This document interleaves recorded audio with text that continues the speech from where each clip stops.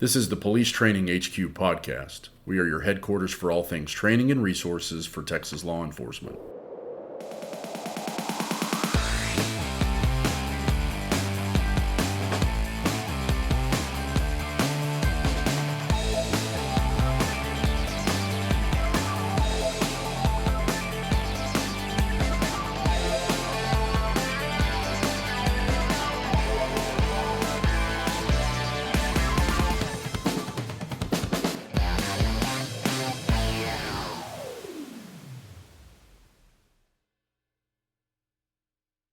And welcome back to the Police Training HQ podcast, your headquarters for training and resources for Texas law enforcement.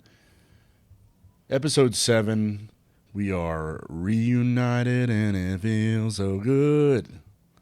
How'd you like that, Mike? It's pretty good. It's pretty good. Like that? Yeah, it's that lower register thing that, is catchy. So. Yeah, don't quit my day job is what he's signing to me right now.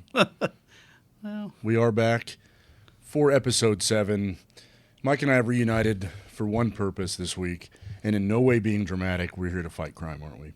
Absolutely. And the crime is poor retention, inept instruction, and this week we're together. We're hosting a class. You're going to step on some toes with that inept comment. Walt. I'm not speaking about anybody in general. We're just trying to fight it as a general rule. I don't mean to offend. Very seriously, we're back, and we're going to start kind of our series over this brain science that we're implementing. And Mike, we're together this week for a basic instructor class. Yeah, it's been a good week so far. A lot of discussion. We had about 16 people in the TCOL basic instructor. Presentations upcoming, but I think it was a good plan midweek to kind of come back with some podcasts or a podcast, throw a little information out for consideration. I think we enjoy the back and forth discussion and banter that these podcasts have kind of started to turn into, at least when you and I are together. So the focus for the week, as Walt was talking about, is retention or the lack thereof. And so we kind of want to lay some groundwork for the discussion for the week. Science has long sort of revealed to us a process that helps people hang on to information and skills. And we kind of have distilled that down to sort of 8 key things that occur. And I'm going to lay those out, and not to be overly sciencey, because we certainly don't want to, turn it into that sort of a discussion.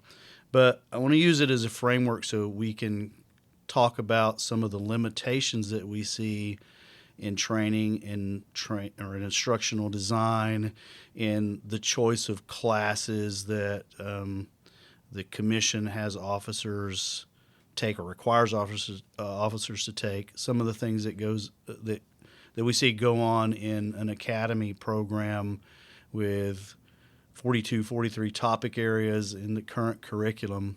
So I'm going to kind of walk through these pretty quickly. So step 1 in that process really relates to creating a stimulus for the learner. So, for instance, the instructor begins to talk or begins to present, which the second step of that, for that to even matter, is to get a level of attention from the student and engaging them somewhat in the learning process. Are they seeing what's on the screen, listening to what the instructor has to say, and they start to take that information in through their varying senses. Following that information is kind of hanging out in what we would call working memory. And in that, they kind of hold on to the information, and probably during that period of time, they could even manipulate some of that information. We could fire a question about a particular topic. The definition of this and they can respond to that with the correct answer. Or we might even pose a scenario for them. For instance, maybe we're talking about penal code, and we describe a scenario, and they can somewhat use the base of information they have and manipulate it. And as we'll talk probably at length about, most of what we see in training stops right there. But let's talk about the additional steps that go along with that. So part of this short-term memory is, well, let's use the computer analogy. You're working on your computer, RAM memory, short-term memory, but I'm sure you've been to that point in a project where you got all this product typed maybe in a Word document and something goes wrong, the blue screen of death, and you didn't save it, right? So it's not a perfect analogy, but the brain having stuff in short-term memory that doesn't make its way into long-term memory is kind of what we're describing here. So the process beyond working memory is kind of encoding it into long-term memory. And a lot of the things that we see that help that is like chunking information, creating associations with past experiences, mental imagery, storytelling. But we're helping the brain start to consolidate what they've taken in, the attention and engagement that we talked about back in step 2.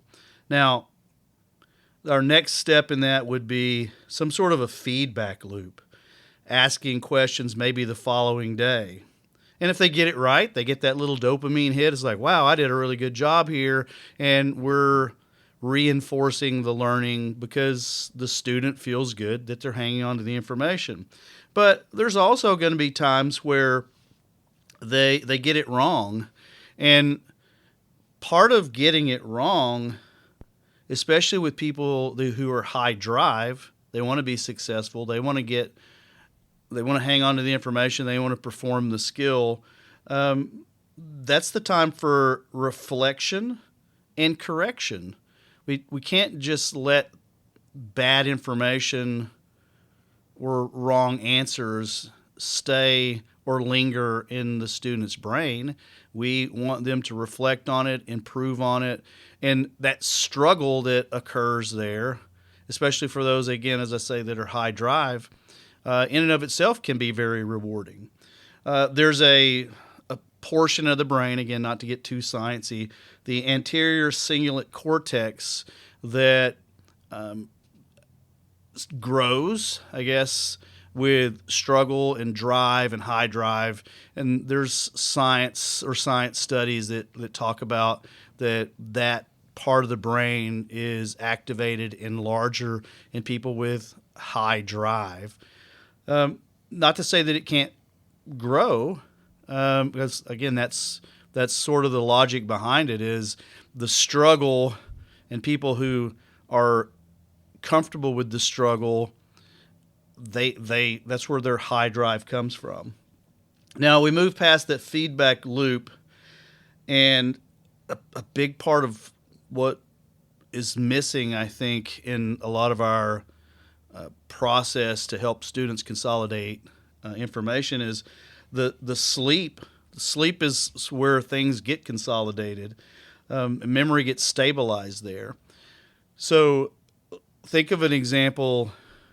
If I have recruits in an academy and I give them 4 or 5 days of instruction on a particular topic, let's say Monday through Thursday, and bright and early Friday morning, I'm like, okay, we're going to test you, then they've had really no opportunity for their brain to rest and consolidate that into long-term memory.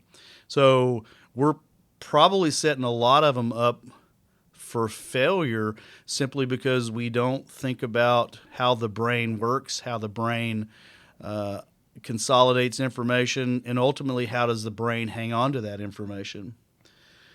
Another step, maybe even beyond that first or second sleep cycle, is some retrieval practice. spaced repetition. We have the student recall the information. We can do that through tests. We can do that through discussion, quizzes, maybe not tests, like not formal tests, but we could do an informal question and answer session, which we're forcing retrieval. Retrieval, again, with spaced repetition, is kind of where the secret sauce gets applied and the magic happens. And then, following our theme of autonomy relevance, there's that practical application thing that kind of comes up. So in that, the student starts to apply their knowledge in scenarios or real-world tasks. You talk about simulations, role play, scenario-based training. And obviously, we would prefer for them to do some of this scenario-based training before they get into the real world. You know, it's a safe environment to make mistakes when we're in a training setting. Make mistakes in field training or in the actual handling of a call, and that can be overly costly. So now I'm going to bring this back to discussion because you've heard me drone on here and stumble through our little 8 steps. But I think the discussion this week that Walt and I have had is most of the training, police training, certainly a lot of the TCOL focused training, we never get past step 3. And so I'm going to turn it back to Walt for a little bit to kind of drive our discussion toward that. Working memory is where most of our training classes stop. Absolutely. Excuse me. And I think about responsibility a lot. I think about the reciprocity that happens in classes, or at least the perceived reciprocity, and the to be frank, the lack thereof. We see adults in our continuing ed classes sit for however long it takes them to complete a class. If not challenged, cadets would do the same thing. If they're not challenged, if they're not required to do anything, I think you take, just as a human being, the path of least resistance. And so if I can survive a training or a course and I'm not required to do anything as far as the cognition or cognitive load, then I'm not going to. You know, maybe there's a couple people that will raise their hand at 3:30, you know, when we're about to take our final break, and they get stared at by the other people, you know, like a threatening That way. intimidating stare. Yeah, like, you son of a gun, you better not, right? But I think about, in that, the responsibility. Is it our responsibility to go past 3?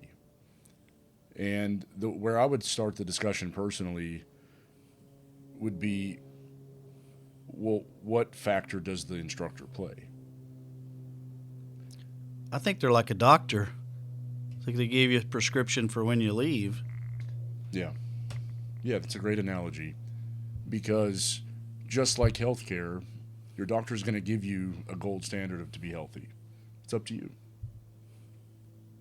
So maybe I kind of want to frame it in a little different way, because I feel like I read these sort of 8 steps and we talk briefly about that. But let's put it in kind of a class, right? You go to asset forfeiture, you go to canine encounters, you sit for 4 hours, or you go to legal updates and you sit for 4 hours. Probably somewhere along the line, you're coached as to what the exam's going to look like at the end. And you have the amount of information in your working memory, whether it's because someone is pounded on the podium saying, you need to remember this. But at the end of that, how much of it, when you go to sleep that night, is going to get consolidated? Because it's just not going to be the first sleep cycle. And I know they're not sexy police topics. It's like, oh my gosh, I'm going to asset forfeiture.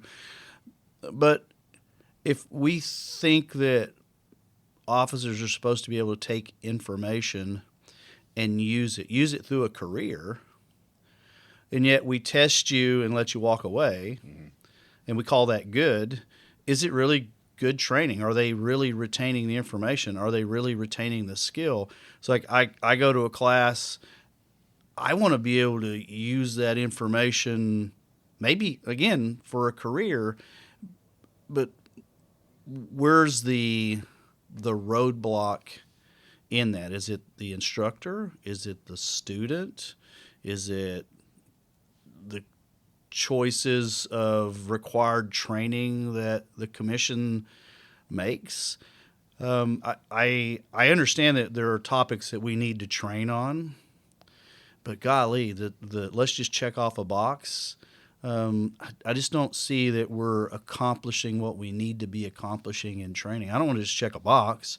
I want somebody to be able to use the information or use the skill moving forward. But if we don't get them past working memory, I don't know that we're being successful in that.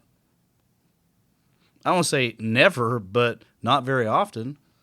And the reciprocity that I mentioned earlier has a lot to do with your perceived roles in the classroom. Why are you teaching? Why are the students there? And it goes, to your point earlier, deeply. I mean, it gets way off into other fields of study like motivation and in that area, those emotional states, this physiological, psychological factors. However, what if I could tell you, like, the perfect scenario is the instructor comes into class and is well prepared, has scenarios, has reinforcement drills, will take our advice, and I'll get to that here in a minute, and do these skills, and the student reciprocally is intentionally focused, has that requisite level. I think we're building that prescription out. The problem is there are too many factors to predict either way. One, for instance, among many, instructors often teach ancillary to their duties. May have had a bad wreck that day. May have had 12 reports you had to knock out before you attended class. Same thing with the students. Maybe their finances are poor or whatever. There's just so many roadblocks to consider. And so I think that this is why the way I look at that time, and I'm sure it's different for every student, the time that you have as an instructor, given that the curriculum is designed without argument in time blocks, 4 hours, 8 hours, 1 hour. It's either your job as a director of an academy or of a place to say, I'm going to allow my students to use 3 or 4 hours to reinforce and to study, or could I be efficient and just pile it in there? That's another roadblock. So I call it precious time. You really only have a certain amount of time to tap into that neurochemistry, to start that myelination. And unfortunately, I don't think that an instructor can help in the classroom go past step 3. It's beyond that. Well, and I agree. I think we could offer a prescription, and maybe that's the wrong choice of words, but it's like, if you want to hang on to this information or you want to hang on to this skill, here's the things that you need to do. Mm-hmm. That's in my version of a prescription, kind of what that means. And so I'm going to back up to the academy for a second. We've got them for however many weeks. So I would say there really is no excuse to not move them past step 3 in an academy environment, because you're going to teach a topic, you're going to see them the next day, 2 days later, next week, a month from now, and building in a process, a system, so to speak. I think that's what we absolutely should be doing in an academy environment. Now, opposite of that, people come to an in-service class. I don't care if it's a 4-hour, a week long, we go to alert, we go to a shooting class. If we're not moving, if the student's not moving past step 3, and again, that's going to be on their own, because they leave, alert, and they go back to their agencies, they go back to their lives, they go back to their jobs, and they're not practicing that skill.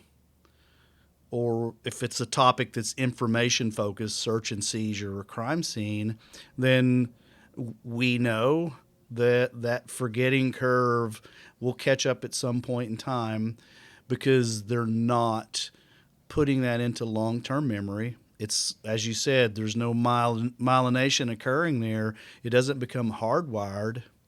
And so as a profession, as professional trainers, as consumers of training, where do we miss the boat, and how do we actually stop that boat and get on it? We're not here to give. We can't answer that question in this, the course of a 30, 45-minute podcast. But I want to think that maybe some of what we're talking about is like poking a few people with a stick and going, yeah, you're right. We don't make it past step 3. So are we just spinning our wheels to go, well, you're going to take 4 hours of training and hope somebody's going to hang on to it? I don't know what your thoughts are, but I certainly want to hear them. Yeah. Well, with the 10, 15, 20 minutes we got remaining, here's some facts, and then if you don't mind, I'd like to make a confession first, though. I was being a little bit coy with my last statement. I do know that the instructor can help that process, but ultimately long-term retention, to the tune of, depending on what study you read, and you and I both read a number, the student's responsible for anywhere around 70 to 80% of their long-term retention, 20 to 30% for the instructor. But I think it's precious time, that 20 or 30%, because that's assuming that you did great. Right.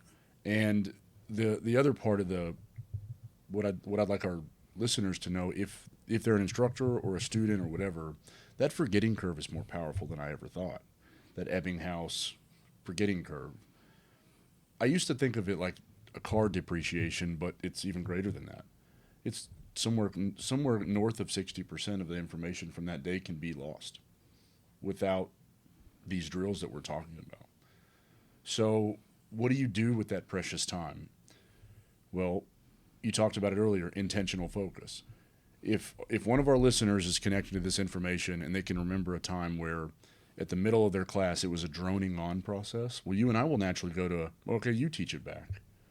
We're going to use one of those examples like a teach back to help them retrieve knowledge, but then also prioritize the information, because now it's not a test. Is I have to get up here in a few minutes and I don't want to look silly, whatever that is, whatever happens. And I sure wish that I could, spit off all the neurochemistry. I'm going to get my brain around it, no pun intended. But there is a magic to the brain and the adult brain by leveraging those different endorphins and different things we know about dopamine. We call it dosing. I think we borrowed that from a book. I can't recall which one, but that dopamine, that oxytocin, that serotonin, that epinephrine, or those endorphins that we can tap into. Well, you're not going to do that by reading off a slide. You're not going to do that by requiring somebody to popcorn read. You're not going to do that by droning on. That's just a fact. They can do that at home. And so to answer your question of how you do it, well, the instructor has the responsibility to begin and, let's say, solidify information from the short term, like an introduction. I've just introduced you. I'm shaking hands. You don't see me, but I'm shaking hands with arrest, search, and seizure for the first time. And now we need to be able to sit down and have coffee together in working memory. We need to be able to work together. And to be comfortable enough with that information to hypothetically sit down and be comfortable to have coffee is a good analogy. But then how do I know where your hidden key is for that long-term memory? How do we get to that point where, like, you and I can sit and have these really in-depth, nerdy conversations about, let's use Fourth Amendment again, about these really complicated Fourth Amendment stuff, but it's like we're talking, I don't know, basic addition or subtraction. Well, I think it's part of this process. I think you and I rep it enough and we talk about it enough. But something I'd like to ask you now, just to toss the tennis ball back into your court, to comment on whatever brain spinning idea you have from that, but also, is it a design issue? Are we just packing in the cadets, getting them out? CEs, same thing. I mentioned I do deaf and hard of hearing class, the 7887, and canine encounters most of the time in the same day? The short answer is yes. We have these multitude of topics that we get to touch the top of most of them, and a lot of the reason behind that is because we've overdone what we should expect from the student to appease whomever, whether it's 74 hours of transportation code for the vast majority of law enforcement in Texas probably uses 10 to 15 violations out of the transportation code. So we're going to make you do 74 hours of that topic. Who's going to hang on to 74? Who's going to hang on to from, the first part of the transportation code to the last part of the transportation code? And that intentional focus should be to the key things that we can help people hang on to, and the key things that we need a basic peace officer to understand. We use that title for a reason. It's a basic course, but it seems like every couple of years we keep layering on more things. Well, we need to cover this, we need to cover that. Well, we're not covering it very well because we don't have time to cover it very well. And maybe we need to look at what we're doing and trim the fat. And so we can have a better focus on those key things, and we can take the most important. I won't say most important. I want to say all. Let's just take all the topics in a basic program and get them way past step 3. It's like, because I will tell you, a lot of those topics, these recruits, they learn just long enough to pass the licensing exam, and then it's gone. Right? Their forgetting curve is like, oh, pass the TCOL exam, and now it's like they flush their brain of that information, and probably rightly so in some of the topics. We're overloading it, and then we're overloading our topics and the amount of information at the cost of quality retention and the key things that an officer needs to know to do police work. We can add stuff on as they get into the career, right? A lot of those topics, they don't have the context to understand really how it applies in, I would say, the real policing world, air quotes around that. I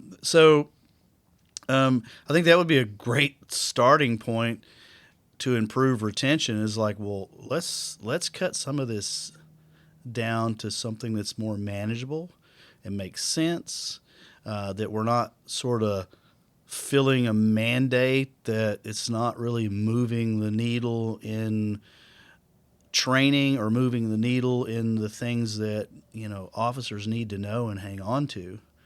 That would be my argument, and I would make that argument to the commission is we need to focus on better training, not more training. More doesn't necessarily mean better. Yeah, I mean, do you think, genuine question, do you think if we took topics and, as you said earlier, trim the fat, which I agree with you wholeheartedly, I would make the same. I would actually, not to be dramatic, I would almost beg for the opportunity to be able to just make an argument, one argument or a way with the commission to just hear it out. You could take, I don't know, 3 topics that have relatively the same concepts built in, because you and I see redundancies in the academy constantly. In fact, some learning objectives are almost precisely the same. But because we're on the hook for teaching that class, and I know we'll talk about modalities later, which we're kind of we're skimming over now, but it doesn't relieve us of that duty. And so do you think we could take 3 or 4 topics with relevant information from all, prioritize the things they need later, here's what they need now, and then combine those 3 courses, and now we're saving 40 hours of the 736 to do what we know will help that process a little bit better. Oh, I think it would be a great way to teach. And while you were saying that, my brain is thinking, how does this look in real time? And so I think about a topic, and then what are all the other topics that are related back to it? You think about ethics. Well, I can bring ethics into fitness and wellness. I can bring ethics into probably pretty much any topic. If I'm, we could pick any number of topics. How many things does the Code of Criminal Procedure relate back to? So, doesn't mean that we have to abandon those topics, but let's relate them to. Well, there's relevance. Right. Let's make them relevant to the student. Instead of week one, we're going to talk about professionalism and ethics and professional policing with little to no context with that. How about we move that forward, or just sort of make it an addition to some of the other topics? You know, we're doing patrol procedures. What does professionalism have to do with patrol procedures? What does ethics have to do with, you know, whatever other topic that's the topic of the day? So, yeah, I think distilling it down, taking a look at what is a patrol officer, or maybe even before that, what does the cadet need to walk away from the academy with to make them field training ready? I think that should be a bigger focus. And tailor training toward that goal and eliminate the things that don't work toward that goal. Yeah, and now my head's spinning because now I'm thinking about even our continuing ed classes. Well, most of our experiences in the academy have been precisely what you're talking about, previous to that statement you just made, which is, yeah, you go topic to topic. And in some academies that I've personally taught in, which, by the way, I think it's worth mentioning that I have probably 30,000 plus hours of teaching. You have, not trying to be rude, maybe double that. So basically, you're calling me old. Or I'd rather be a fine wine than a spring chicken. That's No, what I was saying. I'll go with that. Okay, you go with that. But I mean, that's a lot of hours. Close It to is. 100,000 hours. It's worth mentioning. But we know that these experiences, they're not just us theoretically shooting stuff in the air. It's based on what we see every day. And you can almost see it. The behavior of a 10-year police officer is the same as a cadet that is in the fourth topic of the day or whatever. The behaviors are the same. And so it's if you want to talk about, maybe not now, but training scars and things of that nature, we start to see that rear its head in classes like an instructor course or a DRE course, where you're not entitled to earn anything by being here. My job is to help you retain information so you can use it in the field, because everything has application in our business. I'm convinced of that. But your job is to not just have that rock in the shoe effect, or maybe I need to go home and deal with it or make myself more comfortable, but really inspect it and really do that. It is possible, because not tooting our own horn, but I don't know of a class that we've done so far that people have had a poor experience, both in the academy and in CEs. Well, why? Well, newsflash, we do these things that we're talking about shamelessly. And in fact, for the listener's benefit, you and I will kind of look at each other and go, hey, what do you think about the room? And it's like, yeah, I think we can liven it up. Well, let's do teach backs. We're teaching the concepts, but we're doing it in an efficient way, and we're doing it in a way that help people retain stuff. I mean, you taught this group of police officers Chapter 1403 in like 7 minutes. A lot of complicated information. And now they're remembering it, and in fact, the next day, do you remember the next day? They all use it in their teach backs, even though you gave them all these opportunities to teach back different concepts. They all focused on that dopamine hit they got. I learned 1403 of the CCP, and now I want to tell everybody about it. It's so exciting. And that's that long-term stuff. Now they're going to sleep tomorrow night and the next night. But if it's true to form, and there's nothing other than their own perhaps motivation to look at it again, what we're telling or what I'm understanding is there goes the forgetting curve. They've had 2 good days with it, 1 sleep cycle. Right. And my dopamine hit would be if I see you 2 years later and you're like, I remember your, memory palace exercise you did in the academy. And that would be evidence of the long term actually happening. And I think that's, as we kind of start to end this, I think that's the goal, because I think we've sort of sidebarred along the way talking about slimming the curriculum and things like that. But is when you teach a class, it should be a pretty big investment, and if that information is gone, at least from the student, in a week, 2 weeks, or a month, then was that a loss on the investment? It's like we should be training. Everything that we should be training should be with the hope that it's going to be retained, at least in their memory and their ability to use it, or in the skills that we might need, or they may need to rely on, the next day, a week, 2 years, at the end of their career. And I know it's less lofty, but I'm not saying that it's impossible. I think about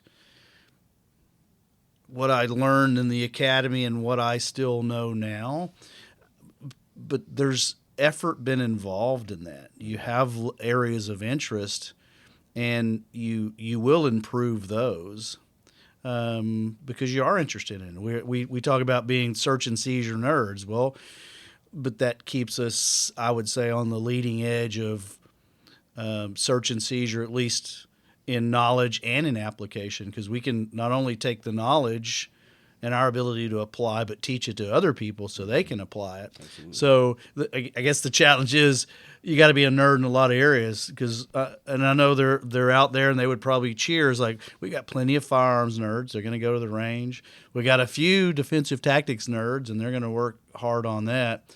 I guess being the ultimate police nerd would involve doing a lot of things to hang on to your base of information and the skill set to be a good police officer. So, and if I don't mind, just kind of one more thing before I know we're running out of time. It sounds like what we're offering our listeners is the chance to say, all right, I'm a teacher. Let's pull out our prescription pad. I'm not just going to prepare for class with the PowerPoint or with the whatever, but with also my duty, or however you want to frame that, is to come to class with a prescription for how am I going to start this process? I'm working towards step 3.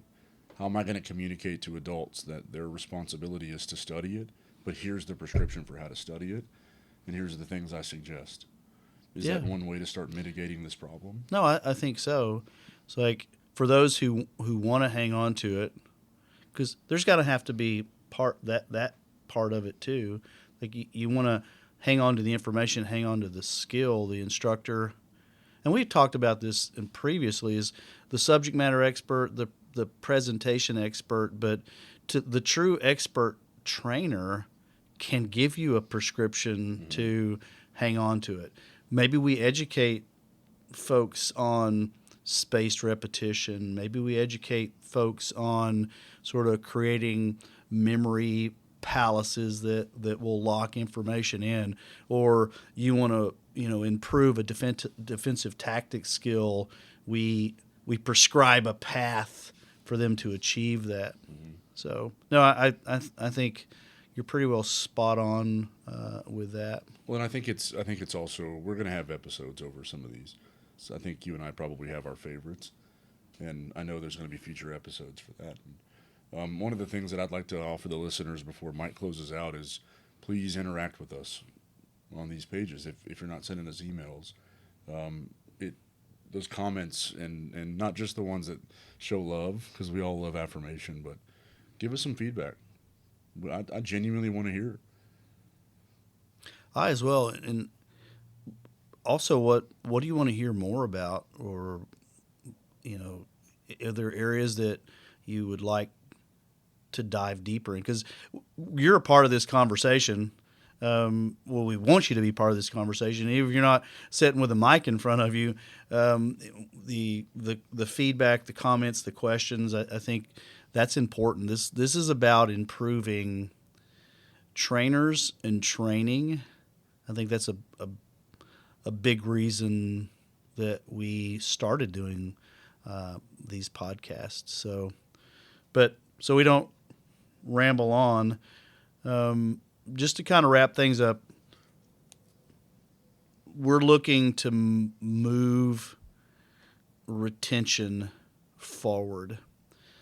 We want to take and move things past step 3 of the process I kind of outlined at the beginning. And hopefully that wasn't too big of a beating to listen to as I walk through it. What I am going to do is we'll put a link to sort of a list of those steps, and you can download it. We'll hyperlink it, I guess, in the different places that we host our podcast. Certainly YouTube, it's fairly easy to do that. But if you want to grab that download and kind of look through some of those steps that we were talking about, hopefully that'd be useful for some of you. But with that, we're going to wrap episode 7. Dang, we're 7 in now. That's awesome. That is awesome. So, but with that said, I'm going to sign off. Hopefully everybody's staying safe out there. We appreciate what you do. And with that, let Walt have the final word here. Visit our website, interact with us on socials, and above all, be safe, train hard.